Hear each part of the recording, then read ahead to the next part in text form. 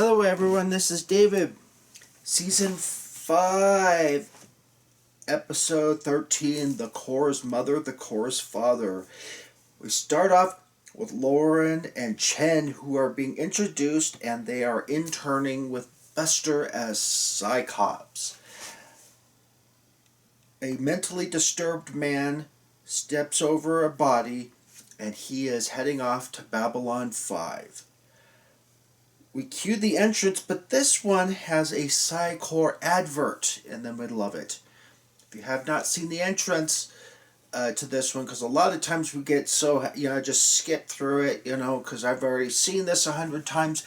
This entrance is a little bit different, so go ahead and go back and watch it if you have not seen it before. We zip on in and we get into a little bit of a scanning and blocking exercise, and it kind of is exciting.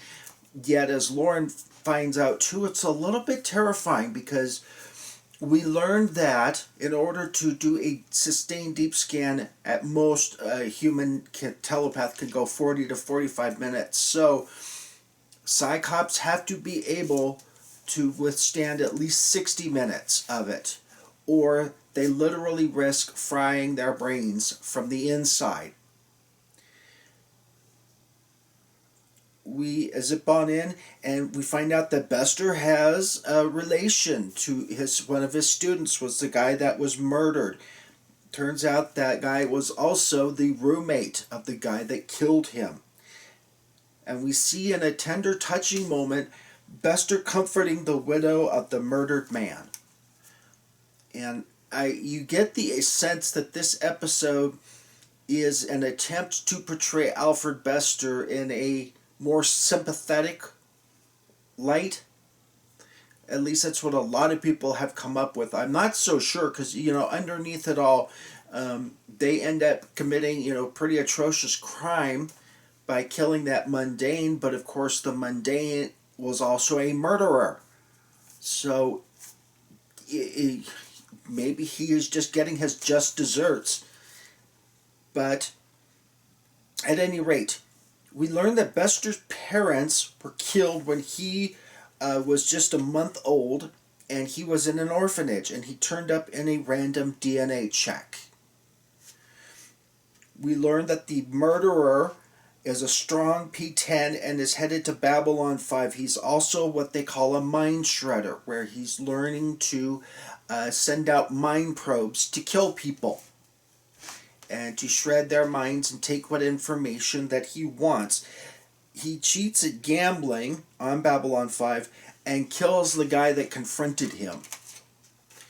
He wants to get off of Babylon 5, and we find out later the reason he wants to get off of Babylon 5 is he is in fact mentally ill, suffering from what we call multiple personality disorder. Zip on in. Unfortunately, Chen is murdered. Bester discovers the murderer has a split personality. One is a P10 and the other one is a P12. Because he's like going, look, a P10 should not be able to do what this guy has done. What could possibly be the explanation? And he's going over, and as he's reviewing footage of something that took place the night before, we find that his roommate, the one that was killed initially, that sent him on this whole manhunt to begin with, discovered that he was a split personality. And so that's probably why he was killed, because most of them end up getting put in an insane asylum for the rest of their lives because they are too mentally unstable to be trusted out into the general public. So, and it sounds like too, when they do finally get this guy and bring him in, it sounds like he probably has even more than two personalities in there. So it makes me wonder, is there a telekinetic as one of those personalities? Or are they all gifted?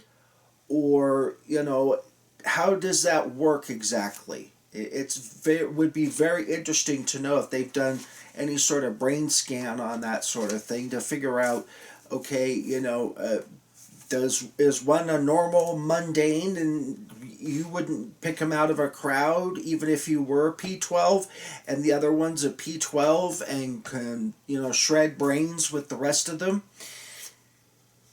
But lest we get, too much of the touchy-feelies, Alfred Bester helps Lauren kill her first mundane. Now, of course, the guy that she kills was the guy that stabbed Chen in the heart, and so he's not a lovable guy to begin with.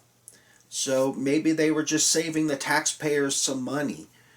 Or do you think that these people, no matter what their crimes are, they always have a right to a trial by a judge and or a jury? And they all have the benefit of due process, no matter what they've done. Be an interesting thought to discuss down below, but what do you think about this episode in its efforts to portray Alfred Bester in a somewhat more sympathetic light? Do you think that it succeeds, or is Alfred Bester the character so loathsome that you're always going to find fault with him on some way or another?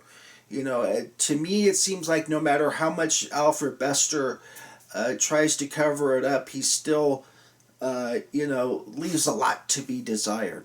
At any rate, like, comment, subscribe, and share. We are above 300 subscribers, so thank you all for getting the word out there. As always, I will see you next episode.